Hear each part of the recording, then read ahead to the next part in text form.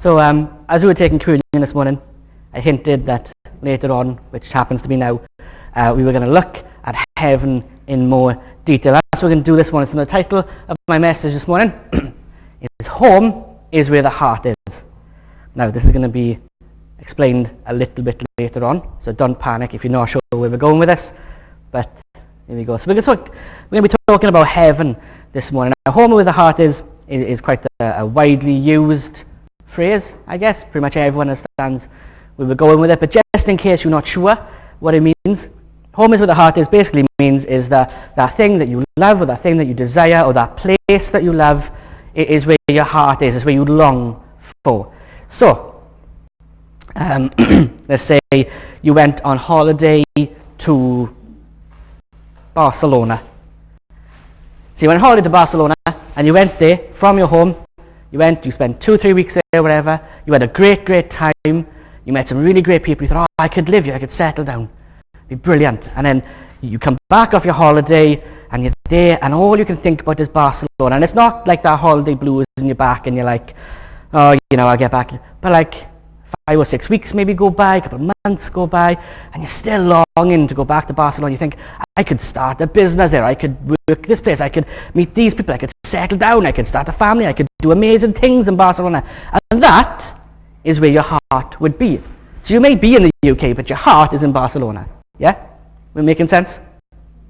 Yeah? Awesome. I'm glad, because if that doesn't make sense, we're going to have a lot of trouble for the rest of the time. So your home is where your heart would be. So what you'd do, you'd be really passionate, you'd get up, you'd move to Barcelona, happy days, your home is where your heart is. And for the Christian, the same is true. When you meet God, you have this encounter with God, God changes your life, and your heart and your desires and everything that you are belong to God. And now God is in heaven, and then your heart is in heaven, and therefore your home would be heaven. You'd have said that Earth isn't a home, we're just passing through. It's like a train stop or an airport or whatever kind of analogy you want to use for Earth. And then heaven is our home, and there's a lot of Bible to back that up. And that's true, and that's awesome.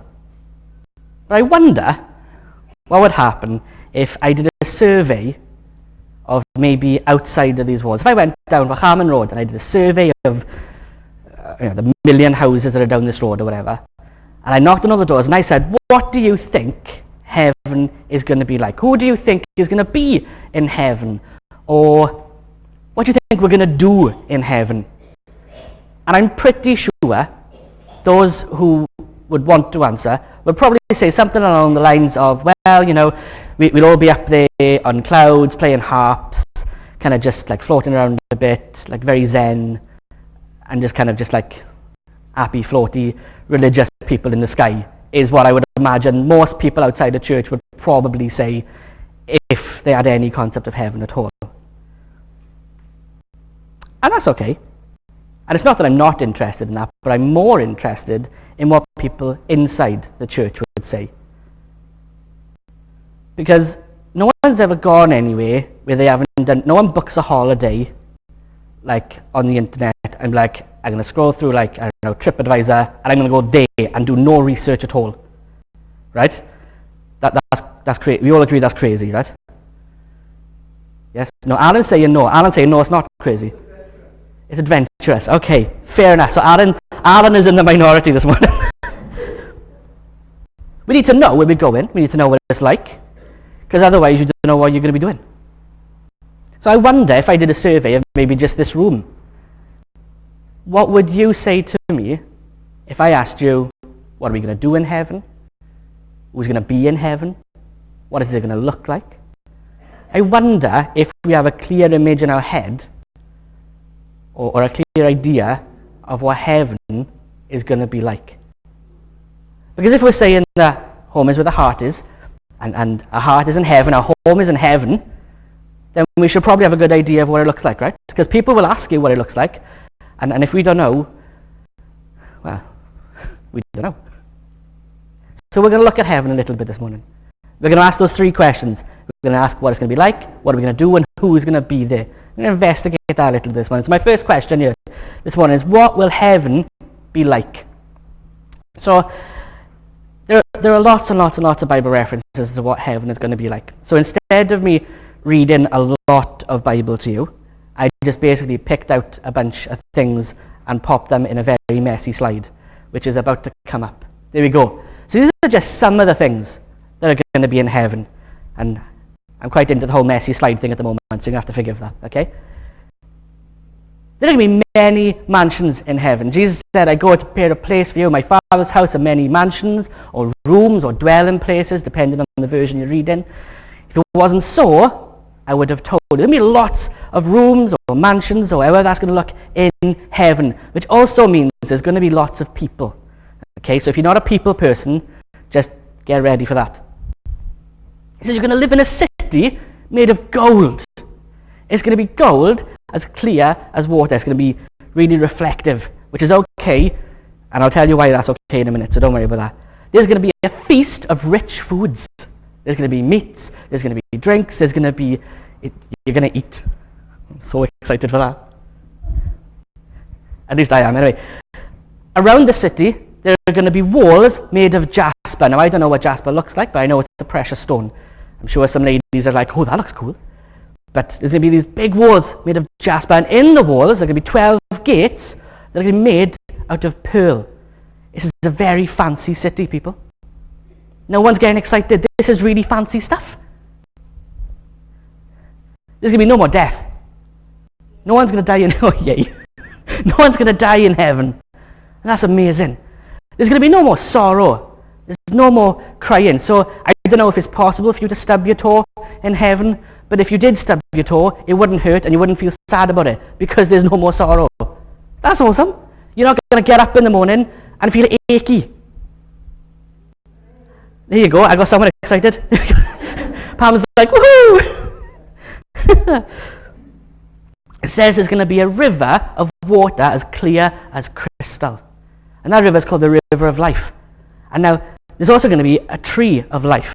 Now, the tree of life, I might be wrong, but the only other reference that I know of the tree of life is from the Garden of Eden, where there's 2 trees, and God says you can eat of all the trees, don't touch this one.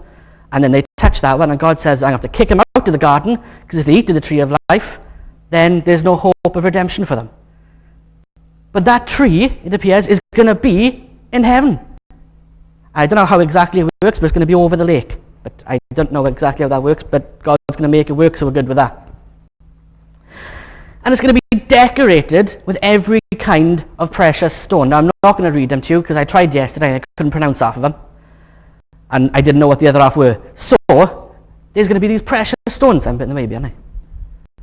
Right on the bottom here. It's going to be decorated. So we've got like this pre-made golden city. It's going to be amazing with all these decorations. There's going to be a river, there's going to be trees, there's going to be food. It's going to be amazing. Why is no one getting excited? I'm excited. You're excited. Excellent. Stacey's excited. I'm glad. Because this is going to be your home for the rest of eternity, which doesn't end. So if you don't like it now, you're not going to like it then. All right. Maybe that's not got you excited. Maybe the next thing will get you excited then. So that's where we're going to be. So the next question is, what are we going to do? Well, that's fine, but one day.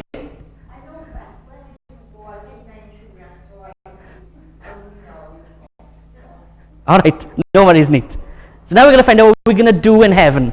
Okay? So this stuff we're going to do in heaven. So here we go, another messy slide for you. Well, the first thing we're going to do is be made new. That's your first port of call. We're going to be made new. New bodies. Yeah, this is why you're not aching in the mornings when you get up. You got a new body. It's going to be a perfect body. If that's not enough to get you excited. You don't like to... Well, hang on, Graham. I'm going to get to that in a second. We're going to be talking in heaven. We're going to be eating. There's a big feast. We're going to be eating and drinking. There's going to be singing. We're going to love each other in a perfect way. We're going to be loud in heaven. Unlike now. Okay. This is the quietest I've ever heard you. We're going to take care in heaven. There are going to be quiet times in heaven. We're going to serve in heaven. We're going to rest in heaven. And Graham's favourite one, we're going to work in heaven. Now, and I dwell on that one for a couple of seconds. The reason I say we're going to work in heaven is because if you look at Genesis, okay, The first 2 chapters of Genesis, you have a perfect world. God has created everything. He's looked at everything and he said, it's good. I like it. He's taken Sunday off. Happy days. You go to Genesis 2 when it goes a little bit into more detail about the creation of man. And it says that God created man and put him in the garden to work the land and take care of it. Now, the reason I'm bringing this up is, this is before the fall. Adam and Eve have not eaten of the forbidden fruit yet. Nothing's happened. It is still a perfect world. So I'm inclined to believe that if God put man to work in the perfect garden and the perfect place, that in heaven there'll be some work to do as well. Because work is not a result of the fall. It is something that was ordained by God before the fall. Just like eating and drinking and being loud and being quiet. Now, I don't know what we're going to do in heaven. Maybe for these great banquets we're going to have, maybe there's going to be like a farmer department, and we're going to be like farming some vegetables, or there's going to be people looking after some cattle or something. I don't know. I don't know exactly what the work is, but I'm inclined to believe there will be some jobs there. But we're going to be made new, and we're going to be perfect. So you're not going to have a long, hard day and then be like, I'm shattered. It's going to be amazing. You're not going to feel any pain. There's going to be no thorns, no brambles, nothing like that, because they were a result of the fall, but work was there before.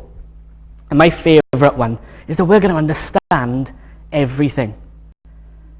So those things that you are going through now, or that you've been through, that you have no idea why you've gone through them, and you're asking God, and you're pleading with him, and you're saying, God, why is this happening? And God is saying, I'm not going to tell you yet. And you might not know while you're alive, but when you get here, when I meet you at the gates, I'm going to tell you everything. It's all going to become clear to you. And there are things that you are not even going to imagine now happening, that you just not, it's going to blow your mind, and you're going to understand everything. That's amazing, right? So we've got this amazingly decorated city. We've got all this stuff going on. We've got these activities going on. We're not going to be sitting on a cloud playing a harp. That's rubbish. Plus, I can't play a harp, so I don't know what I'm going to be doing. So the next question then is, who is going to be there? Who's going to be in heaven? It's like a one last messy slide for you, and then they get a bit more structured, okay? So the blanket answer for this, okay, is who is in heaven? Well, all those who trusted in Jesus for forgiveness of sin. And that's your blanket answer. Okay, that's the right answer. That's a good answer to give. But I wanted to get a bit more specific than just sort of the blanket answer. So I put down some ideas. Okay? So there are going to be kings and queens in heaven. People who have ruled countries, people who have ruled continents, maybe. People like that are going to be in heaven. There will be people who on earth who are rich are going to be in heaven. There are people who, when they were on earth, were poor, are going to be in heaven. They're all going to inherit the same stuff. There are people who, when they were on earth, were slaves. They are going to be in heaven.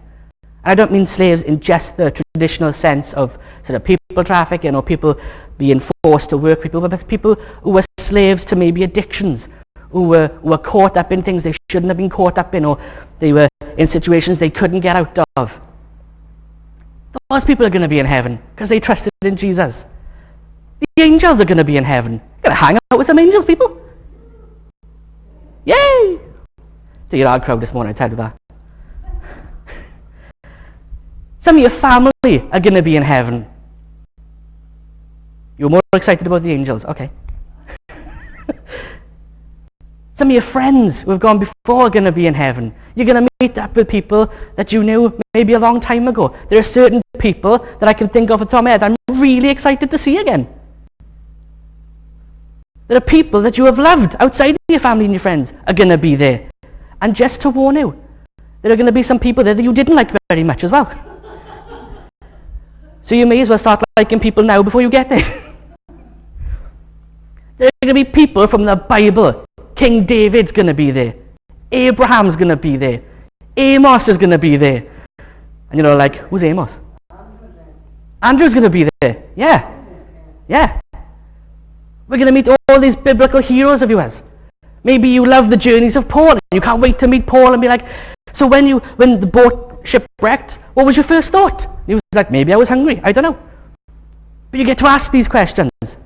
And then you can have your heroes outside of the Bible. So maybe your Charles Spurgeon's or your Billy Graham's or whoever it is that you read or you look up to or you listen to. Those people are going to be there. And that's amazing. Graham's nodding. That's the most I got her to do. Oh. Well, you got to turn to Graham. You got plenty of time, fella.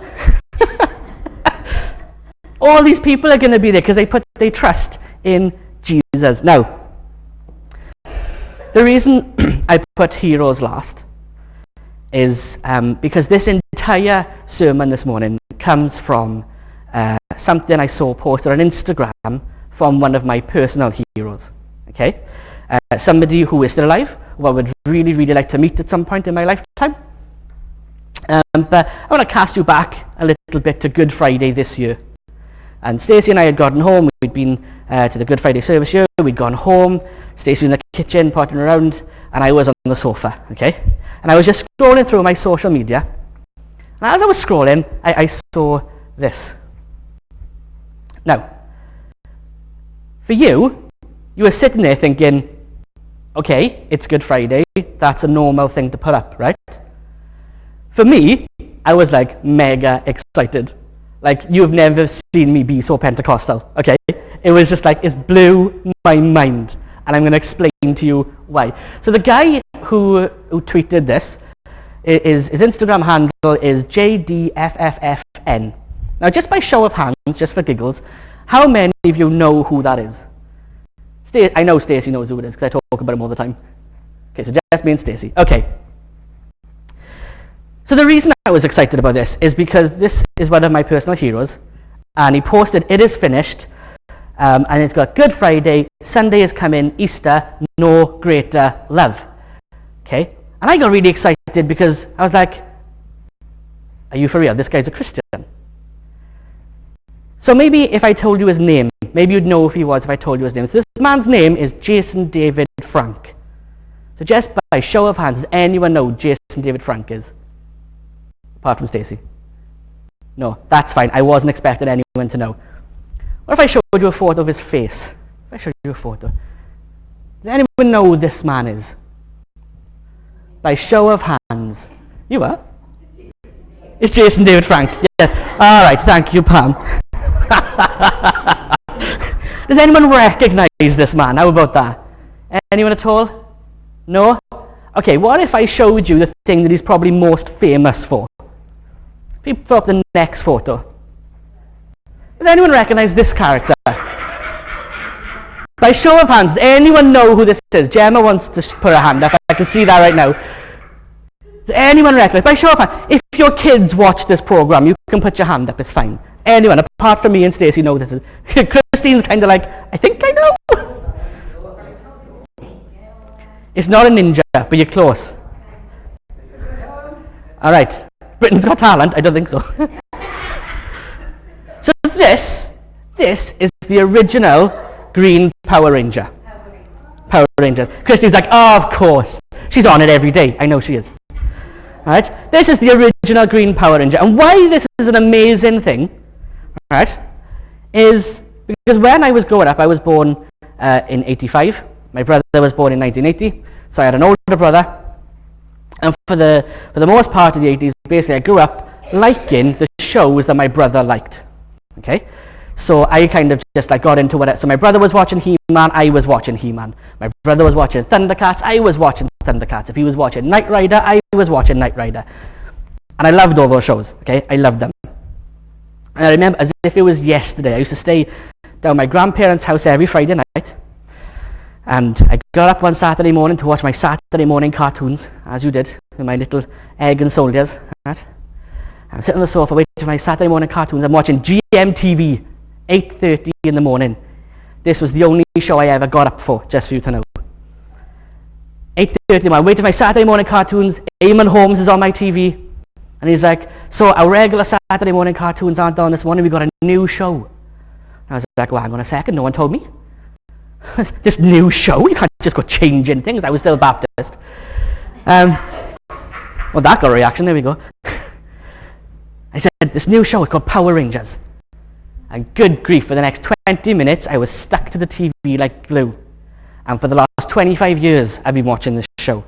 Okay? There's been ups and downs, but I've never really left the show. I still watch the show. It's amazing. It's a little still cheesy, but I love it. It's amazing. But this, for me, when I was like 5 or 6 or whatever it was like my show. Do you know what I mean? It wasn't a show that I watched because my brother watched it. This was my show. I liked this show. My brother watched the show because I watched the show, because I was mega cool. And I loved it. I was proper into it. I had all the toys. I drew pictures. I pretended I was a Power Ranger. Awesome.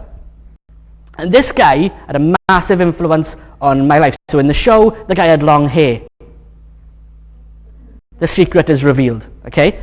My favorite color is green. There are a lot of things about this guy that I grew up and I was like, yeah, this guy is amazing. And I always wanted to meet this guy. And so there I am on Good Friday, scrolling through my social media, and I realized this guy that I kind of grew up with, who influenced so much of my life, was a Christian. Oh, guys, I went bananas. I'm like right out to the sofa. I'm like, Stacey, look at this! And she's like, I don't care! She was busy doing real things, and I was kind of lazing on the sofa. She's a very lovely wife. Fair play to her. She's like, oh, that's cool, yay. And I'm like, this is amazing. So for about 10, 15 minutes in my head, there's this massive party going on. And I'm like, I'm going to meet Jason David Frank. He's going to be in eternity. I'm going to be in heaven with the Green Power Ranger. Yeah. In my head. I didn't do that in the kitchen, even though I've done it on stage. And then all of a sudden, out of nowhere, God speaks to me. And just as a quiet whisper, he leans down and he says in my ear, he's like, G, I'm going to be there as well. And then the party kind of just stopped. And I was like, oh yeah. And it floored me. I was just like, I need to sit down again. Absolutely floored me, because I'm thinking about heaven. We're looking at this list of all this stuff that's going to be there. There's going to be the city of gold, walls of jasper, there's going to be food, choice meats, heroes are going to be there, family and friends are going to be there. And that's amazing. And I'm not belittling any of that, because God has told us that's going to happen, so obviously it is important. But all that stuff pales in comparison to the fact that we are going to spend eternity in the physical presence of God. It's not that none of it matters, it just doesn't matter as much. And in that moment, God was just like, hi, I'm just over here in the corner by myself while you're dancing about the Green Power Ranger. And I'm like, yeah, all right. And see, in heaven, God is number one. God is first in heaven. It's his home. He was there first. Okay? And he invites us into his home. He's created this place for us to dwell with him, because that's his desire, because he loves us. And I'm thinking, yeah, do you know what? It is awesome. City of gold, pavements of gold, everything's decorated. It's lovely. There are many rooms. My friends, my family are going to be there. The Green Power Ranger is going to be there. But actually, if none of that was true, if heaven was a tin hut at the end of the road, that would be okay, because God is going to be there. But he's chosen to bless us with all this amazing other stuff as well. But the point I'm trying to make this one is that God is number one in heaven. God is the first and the last. Everything is about him. If it's not about him, then it's not worth it. And then I asked myself the question, well, if home is where my heart is, and my home is heaven, and God is number one in heaven, then surely, while I'm here, God should be number one. Because even though I'm just passing through, even though this is a temporary stop-off, or whatever you want to call it, surely if that is my home, then I should behave like I'm from there, because that's how people know where I'm from. We've had a bunch of Americans come in this week. It's been a crazy missions week. And you all know they're from America because they talk like this. Or something similar. Not all of them, some of them. They all got funny accents, right? And they all do weird things. They've got weird names for things that are normal to us. They want chips, and we go to like Tim's around the corner, and they're like, no, I wanted crisps. It's like, hang on a second. They have a particular way of speaking. They have a particular way of acting. They have cultural things that go on. Because even though they're in the UK, their home is the USA. That's where they're from. And we know they're from there because of things they do, things they say, the way they act, etc. So if home is where your heart is, then surely now we should be living like we're going to live then. Yeah? Awesome. Which means that now, while we're on earth, God should be number one in our lives. He should be first in everything that we do and don't do. And so I'm going to really quickly give you 3 reasons why God should be first in our lives. And the first reason is because he's worthy. And if that was the only reason, that would be enough this morning, but I have got 2 because I'm Baptist and I like 3 points.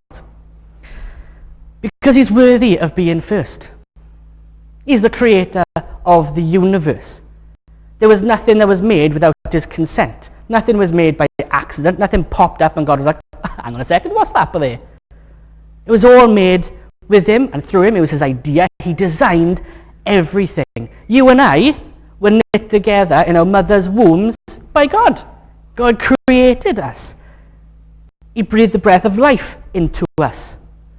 We're alive because God wills it.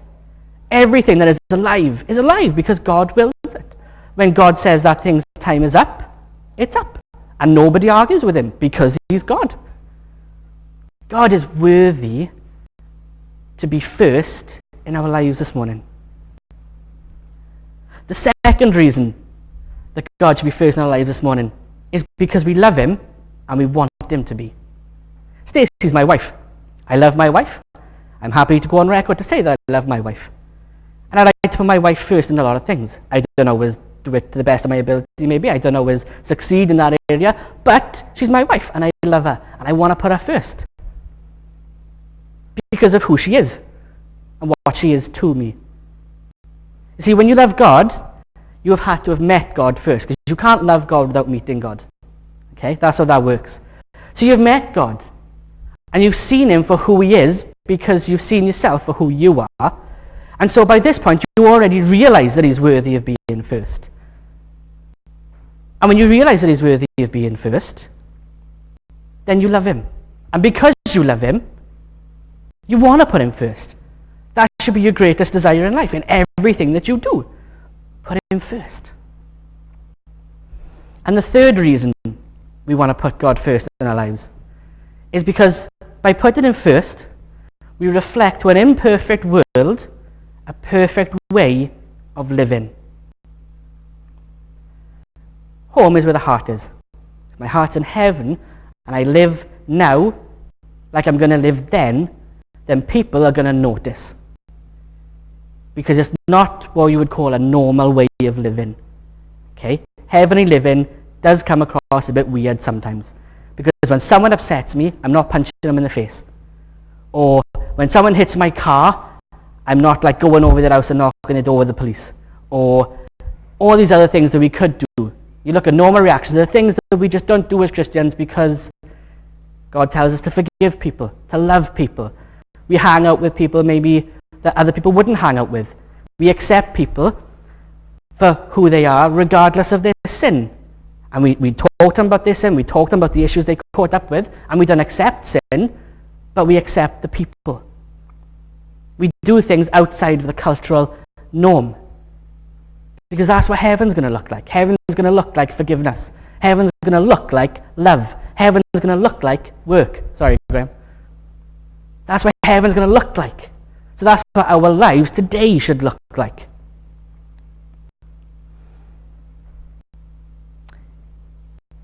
when you're in work, and maybe, let's say you've got like an office job, right? Say, I don't know, you're in an office job and you're working with a couple of people, and it's the week before you go on holiday. You're going to Barcelona again, right? Because you love Barcelona. It's the week before you go to Barcelona, and you're really excited. Your suitcase is packed because you're really, really super organised.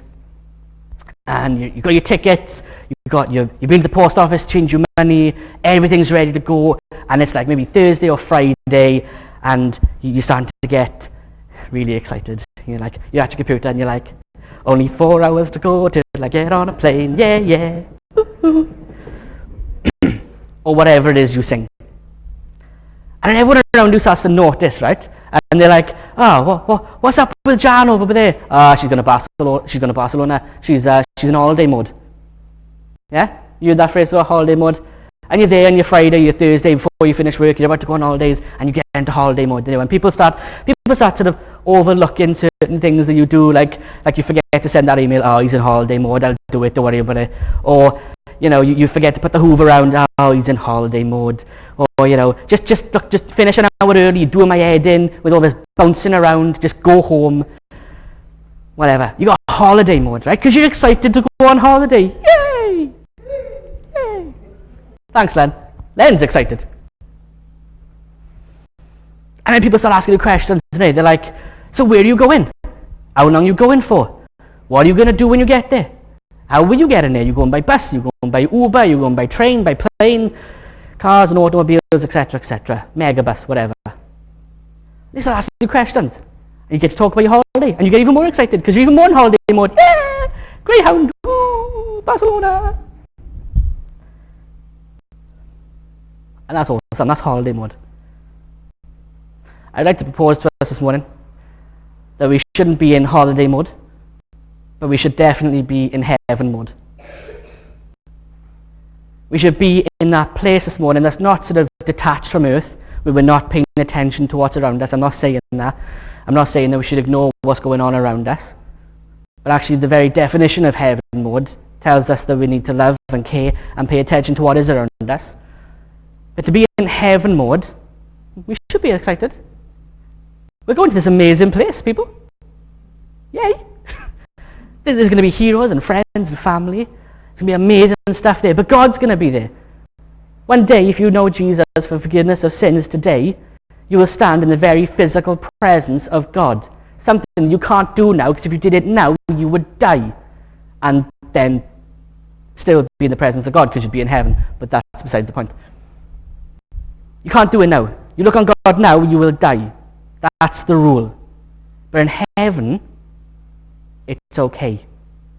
You get to spend eternity, which is a very long time, with God. And you're never going to want to leave. And it's okay, because you never are going to leave. But when we're on earth, we need to be in that heaven mode, that excited mode. Because when we're in heaven mode, people will start to ask questions, because we'll start to act a little bit different to our day to day. And they'll say, so why are you acting like that? Where are you going to? I'm going to heaven. Okay. Well, how are you going for? Eternity. I'm never leaving. Once I'm there, that's it. Well, how are you getting there? Well, there's this guy called Jesus. Okay. And I'm a sinner, and I can't get into heaven, but there's a guy called Jesus, and he's God's son. And he died for me to take away my sins so I could get into heaven. That's what I'm getting there. Well, who are you going with? Anybody else who wants to go with Jesus? It's a free gift for everybody. If you want to go, you can go. Now, your conversation is not going to go exactly like that, okay? It's going to be a little bit more tricky than that kind of conversation, but you get what I'm going with this, yeah? People will ask questions. We're in heaven mode. People are going to want to know why you're acting differently in certain situations. They're going to want to know why you've got a peace that transcends all understanding when a doctor gives you a bad diagnosis. They're going to want to know why, when this is going on in your family, you are not like cracking heads like Barbara Windsor and EastEnders. They're going to want to know why you are not doing certain things, or why you are doing certain things, because you're in heaven mode. When you're in heaven mode, God is first. And you know the amazing thing about God being first is that if God is first in my life and I'm in heaven mode, and then God is first in Philippa's life and she's in heaven mode, and then God is first in Graham's life and he's in heaven mode, and then the whole church is in heaven mode, It's not just the 1 or 2 that start asking. It's the 3s, the 4s, the 5s, the 10s, the 12s, the 100s. People want to know because people talk, if you hadn't noticed.